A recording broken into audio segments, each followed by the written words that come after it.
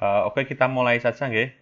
Nanti untuk teman-temannya bisa menyusul, nggih. Oke, untuk pertama kali saya akan menyampaikan kontrak kuliah. Apakah suara saya bisa didengar? Halo? Bisa nggih? Untuk share screen-nya bisa dilihat? Bisa ya. Kontrak kuliah, mata kuliah Decision Support System atau sistem pendukung keputusan itu. Untuk nama saya ini Herdiesel Santoso. Teman-teman bisa memanggil Pak Herdi, kemudian Pak Diesel atau Pak Santo. Bebas ya. Jadi tiga nama panggilan bisa Pak Herdi, Pak Diesel atau Pak Santo. Itu. Tuh. Untuk email, teman-teman bisa menghubungi saya melalui email di herdiesel.santoso@gmail.com. Kemudian untuk saya, kebetulan saya bukan dosen tetap di Unjani, jadi saya kemarin diminta bantuan oleh Bu Ulfi. Kebetulan beliau adalah teman S2 saya sama Pak Karisma, itu untuk mengajar mata kuliah di Unjani itu. Jadi eh, home base atau tempat kerja saya itu utamanya bukan di Unjani, tapi di Stimik El Rahma Yogyakarta. Ada yang tahu? Mungkin di Stimik El Rahma Yogyakarta. Stimik El Rahma itu di utara Pasar Telo. Itu, di utara Pasar Telo. Itu nanti kalau teman-teman ingin bertemu saya, itu silahkan membuat janjian dulu, nanti bisa ketemu saya gitu. Untuk WA grup atau kelas bisa dihubungi di 0856 4754 1087. Itu. Itu untuk profil saya. Jadi nanti teman-teman bisa menghubungi saya via email atau paling cepat via WA, tetapi saya sarankan untuk masalah perkuliahan bisa disampaikan di grup nggih. Nanti teman-teman bisa menyampaikan di grup. Kecuali kalau mau ngajak saya main, ngajak saya renang, ngajak saya basket, atau ngajak saya makan-makan, mentraktir, itu boleh japri, silahkan, nggak apa-apa. Tapi untuk permasalahan perkuliahan, ada baiknya itu teman-teman menghubungi di grup. Jadi biar nanti kalau pertanyaannya sama, saya tidak membalas satu-satu, tetapi cukup saya membalas sekali, nanti teman-temannya tahu itu. Oke. Untuk per mata kuliah ini adalah Decision Support System atau sistem pendukung keputusan untuk semester 6 nggih. Mata kuliah sistem informasi. Deskripsinya adalah mata kuliah ini nanti kita akan membahas teknologi. Jadi seperti namanya Decision Support System atau sistem pengambil keputusan. Jadi nanti kita akan membahas teknologi, metode, gunanya apa teknologi dan metode itu untuk mengembangkan suatu aplikasi. Nah, jadi nanti teman-teman diharapkan kemarin saya mendapatkan perintah dari Pak Kaprodi, Pak Karisma, Bu Ulfi itu nanti produk akhirnya adalah suatu proyek akhir berbasis aplikasi jika bisa seperti itu. Itu untuk fungsinya untuk apa? Untuk menunjang keputusan. Jadi aplikasi yang di sana ada metode, fungsinya untuk menunjang keputusan atau yang sering disebut sebagai sistem penunjang keputusan. Itu. Nah, kenapa kok kita perlu mempelajari SPK ini? Uh, Pada awalnya itu untuk pengambilan keputusan itu kebanyakan itu menggunakan intuisi gitu. Menggunakan intuisi. Intuisi adalah perasaan ya atau insting ya. Kalau teman-teman sering dengar kata intuisi itu kan berdasarkan insting, berdasarkan perasaan gitu.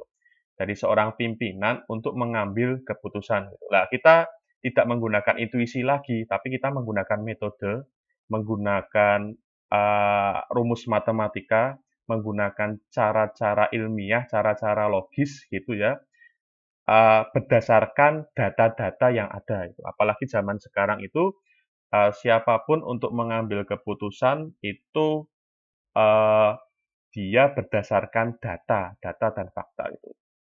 Contohnya saja misalkan ketika seorang manajer klub sepak bola ingin merekrut pemain baru gitu, dia juga berdasarkan data dan fakta yang ada gitu tuh. Walaupun masih menggunakan intuisi, tapi sekarang ini lebih difokuskan pada data dan fakta yang ada. Jadi bagaimana kemampuannya dan lain sebagainya itu bisa dipantau. Nah, nanti topik-topik yang akan dibahas itu meliputi ada beberapa. Yang pertama adalah pembahasan teori, teori pengambilan keputusan nanti, dan teori operational research. Kalau operational research, teman-teman saya yakin sudah mendapatkan mata kuliahnya itu sebelum ini, gitu kan. Jadi nanti ini kita fokus ke teori-teori pengambilan keputusan atau decision theory itu ya, yang bermanfaat bagi manajemen untuk membantu mengambil keputusan gitu. Yang kedua, nanti pembahasan konsep SPK ini sendiri, bagaimana karakteristiknya, komponen, dan arsitektur SPK itu. Nah, di dalam SPK sendiri misalkan ya, kenapa kita bahas arsitektur dan lain sebagainya, karena ada beberapa pendapat misalkan. Kalau dulu waktu saya kuliah S2 itu ada yang bilang kalau SPK itu tetap yang ini yang paling sederhana ya. SPK itu arsitekturnya tetap membutuhkan sebuah database gitu kan, database karena kan membutuhkan data. Tapi ada dosen juga yang berpendapat nggak perlu SPK itu memerlukan database gitu. Di SPK itu nggak perlu arsitekturnya itu ada database. Nah, nanti kita akan bahas seperti itu. Nah, yang terakhir nanti kita akan membahas atau membuat bagaimana sih kita membangun sistem pendukung keputusan gitu kan. Bagaimana caranya kita membuat suatu sistem pendukung keputusan gitu.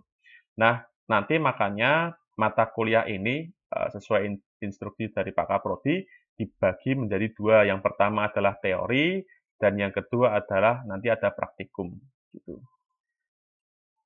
Nah, untuk capaian pembelajaran, jadi nanti diharapkan itu mahasiswa, saya harapkan juga teman-teman sekalian, teman-teman mahasiswa itu yang mengikuti mata kuliah ini, setelah lulus, setelah mengikuti mata kuliah ini itu memiliki kemampuan seperti berikut ini. Yang pertama itu nanti mampu memahami konsep sistem pendukung keputusan. Konsep sistem pendukung apa saja, itu uh, dasarnya itu teman-teman tahu. Jadi bisa membedakan nanti antara sistem informasi, sistem pakar, kemudian sistem pendukung keputusan. Itu berbeda nanti ya. Nah, sistem pendukung keputusan sendiri pun nanti ada dua, yaitu sistem pendukung keputusan atau decision support system dan group decision support system atau sistem pendukung keputusan kelompok itu. Kenapa kelompok? Karena kan kalau kita mengambil keputusan atau teman-teman ingin mengambil suatu keputusan, itu kan tidak hanya uh, keputusan itu tidak hanya diambil oleh diri sendiri gitu kan. Bisa saja ada orang lain atau ada beberapa pihak yang mempengaruhi gitu kan. Seperti contohnya ketika teman-teman memutuskan kuliah di Unjani, itu barangkali bukan keinginan teman-teman sendiri gitu. Ada misalkan orang tua yang ingin anaknya kuliah di Yogyakarta, misalkan seperti itu.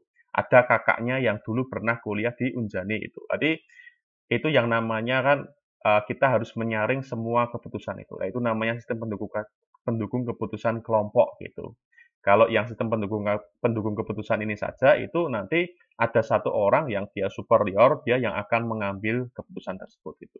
Yang kedua itu mahasiswa itu mampu menjelaskan berbagai metode SPK. Jadi teman-teman nanti tidak hanya pandai untuk membuat alat gitu misalkan software dan lain sebagainya, tapi juga tahu nanti metode-metode SPK itu apa saja. Itu banyak sekali. Misalkan ada metode berbasis kecerdasan buatan, misalkan artificial intelligence atau misalkan ANN atau jaringan saraf tiruan itu bisa digunakan. Ada yang berbasis sistem pakar gitu kan. Ada juga yang berbasis multi uh, kriteria decision. Jadi banyak sekali kriteria berbasis banyak kriteria. Itu nanti ada macam-macam metodenya itu. Itu. Yang kita akan tekankan yang untuk yang multi kriteria. Jadi misalkan nanti ada macam-macam metode kalau teman-teman sudah pernah mendengarnya, yaitu ada AHP, itu kemudian SAW, ada WP, itu nanti adalah macam-macam metode SPK itu kan. Kalau yang berbasis kecerdasan buatan, mungkin teman-teman sudah pernah mendengar misalkan Naif Bayes itu kan, atau tadi yang saya sebutkan jaringan saraf tiruan, itu yang berbasis kecerdasan buatan. Itu metode-metode SPK itu banyak sekali. Ada juga yang berbasis riset operasi atau linear program atau operation reset ya. Contohnya seperti linear programming gitu kan. Graph, ketika teman-teman belajar graph itu kan, graph untuk menentukan rute perjalanan atau untuk menentukan apa namanya itu bagaimana cara untuk mengemas atau memasukkan barang pada kontainer itu yang paling efektif itu bisa itu kan, atau bagaimana untuk menentukan apa namanya itu prioritas suatu tahapan penyusunan sebuah perangkat lunak itu bisa menggunakan graf kemarin kan seperti itu. Nah, eh, nanti kita akan fokus ke yang multi kriteria dulu. Kemudian yang terakhir diharapkan nanti teman-teman mampu membangun sistem pendukung keputusan gitu ya. Nanti seperti itu. Ya untuk membangun ini tools-nya itu sebenarnya banyak sekali. Nanti ketika praktikum mungkin akan saya tanyakan menggunakan apa yang familiar digunakan teman-teman ya. Tools-nya itu kan banyak kan. Yang paling sederhana bisa menggunakan Excel nanti atau misalkan Google Spreadsheet gitu. Kemudian teman-teman juga bisa menggunakan bahasa pemrograman misalkan PHP, JavaScript dan lain sebagainya atau menggunakan Python atau Python yang library-nya itu banyak itu. Nah, itu semuanya tools. Yang penting teman-teman paham konsepnya itu. Seperti itu. Nah, untuk sumber belajar saya tidak ini ya, tidak membatasi teman-teman mau sumber belajarnya dari mana saja, monggo silahkan. Asalkan ketika nanti membuat makalah, ketika saya membuat makalah, saya minta membuat makalah atau membuat tugas, itu sumbernya yang jelas. Saya tidak melarang teman-teman untuk mengcopy paste gitu kan, tetapi sumbernya jelas, kemudian kalau bisa ya jangan persis seperti itu. Nanti bisa dikatakan plagiatisme itu kan. Indonesia itu paling tinggi plagiatismenya. Jadi kita nanti berusaha agar tidak melakukan hal tersebut gitu ya. Jadi sumbernya jelas. Kalau bisa nanti menggunakan kata-kata sendiri gitu. Kemudian kalau dari buku boleh dari buku nanti disertakan sumbernya yang jelas itu. Ini bahan materi yang saya gunakan, tapi nanti ke berjalannya itu juga akan kita tambahkan materi-materinya. Boleh dari jurnal, boleh dari e-book gitu. Kemudian untuk komponen penilaian ya, untuk komponen penilaian itu nanti ada beberapa. Yang pertama itu 10% nanti dari partisipasi kuliah. Ini yang sesuai yang saya ngikut saja sesuai yang ditetapkan oleh Unjani. Kemudian nanti 30% itu tugas. Tugas itu termasuk nanti tugas akhir, tugas besar ya. Nanti ada 30% sendiri jadi nilainya paling besar itu. Jadi harap nanti tugas akhirnya, tugas besarnya dikerjakan semaksimal mungkin. Kemudian 20% itu nanti ada kuis itu. Kemudian 40% itu nanti saya bagi dua, komponennya terdiri dari UTS dan UAS gitu. Seperti itu. Nanti saya ini ngikut dari Unjani saja, jadi nanti teman-teman harap semaksimal mungkin untuk mengerjakan tugas-tugas yang diberikan. Gitu. Untuk perkuliahan kita ada 2 sesi ya, satunya teori setiap Senin ini jam 7.30 sampai jam 9.20. nanti kita ada 3 media, e-learning, online Zoom, dan di grup WA itu.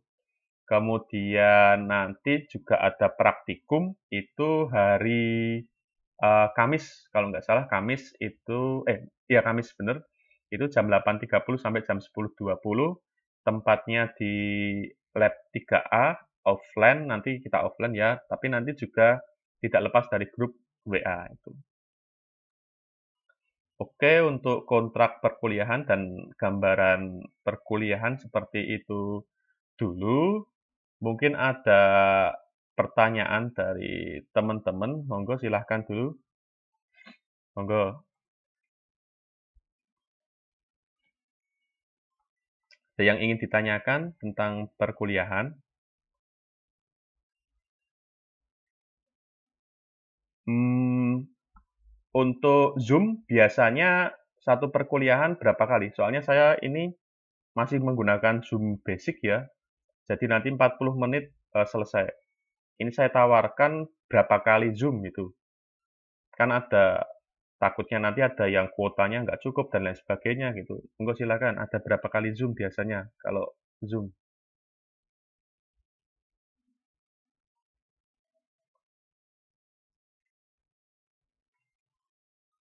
Ini ada yang tanya, berarti tidak ada UAS Pak, penilaiannya akhir tugas besar. Ada UAS di sini, kalau di sini ada UAS ya, UTS sama UAS, tapi nanti coba saya konfirmasikan ke Pak Karisma dulu, Pak Kaprodi dulu ya. Eh, kalau saya sebenarnya pribadi itu kalau sudah tugas besar memang biasanya mahasiswa saya tidak kasih UAS karena cukup dengan tugas besar itu saja. Nanti presentasi, nilai UASnya dari presentasi tersebut gitu. Tetapi saya nggak tahu peraturannya di Unjani kan. Jadi kalau di Unjani nanti wajib ada UAS, saya tanyakan dulu ke Kaprodi. Nanti kalau ada UAS ya ada UAS, ada UTS berarti itu. Tuh. Ada yang lain?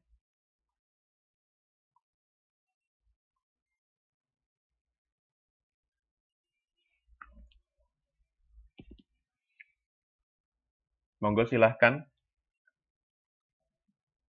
Ini nanti saya tawarkan kalau habis, ini kan belum masuk ke materi pertama ya, itu nanti biasanya Zoom lagi, gitu.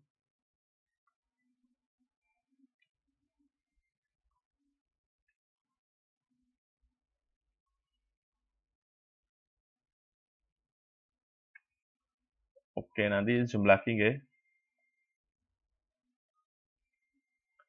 Oke, yang lain, monggo silahkan yang ingin bertanya.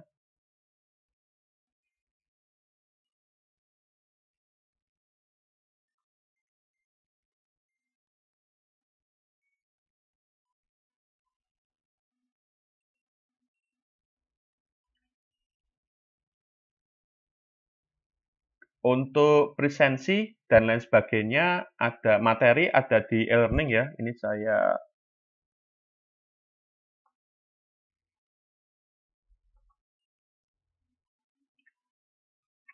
bentar.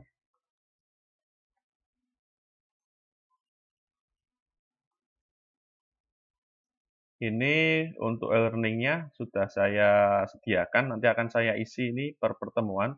Untuk kehadiran, nanti eh, kalau di Injani, di ini ya, di e-learning nanti presensinya di situ.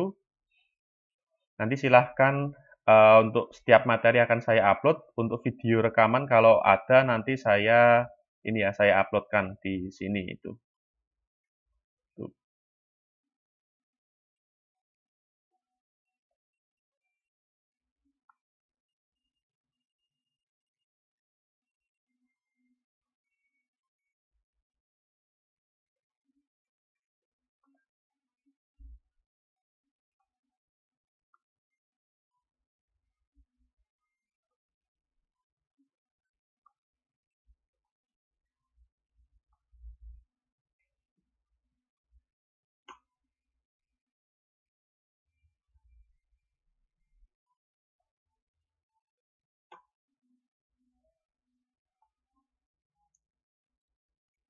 Nah, saya ada beberapa jurnal untuk sistem pendukung keputusan.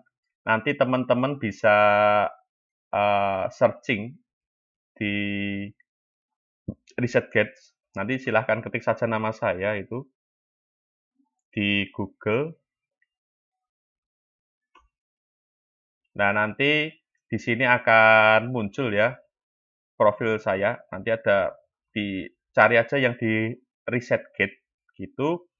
Nanti di sini ada jurnal saya tentang sistem pendukung keputusan, jadi penelitian saya tentang sistem pendukung keputusan. Yang pertama nanti untuk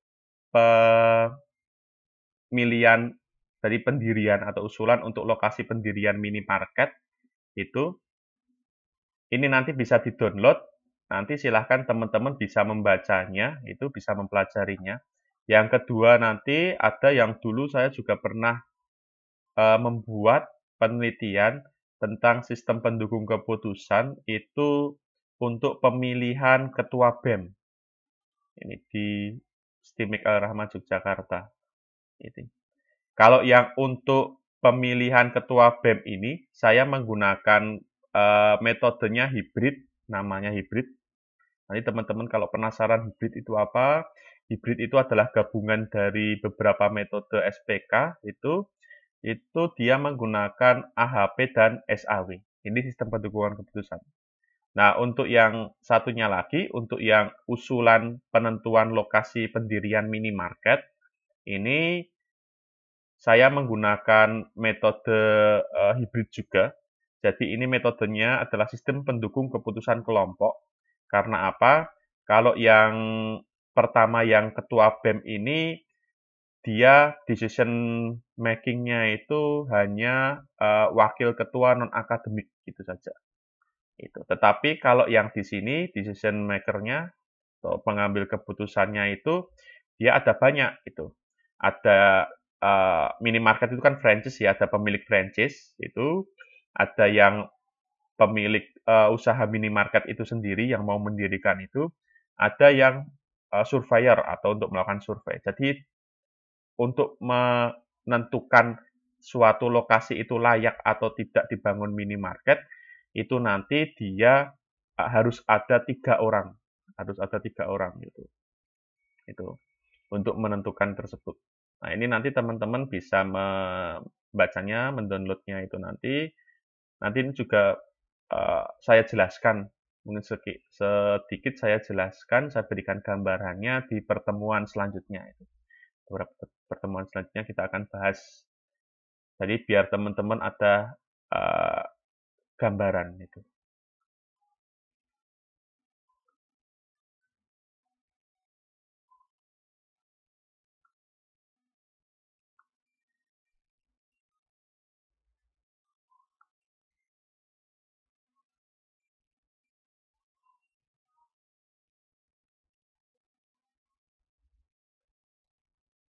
Oke, kalau nggak ada pertanyaan untuk kontrak rekaman kontrak saya cukupkan sekian nggih.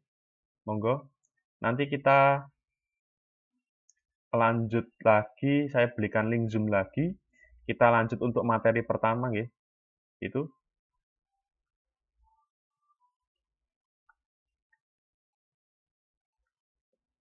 Bisa seperti itu nggih.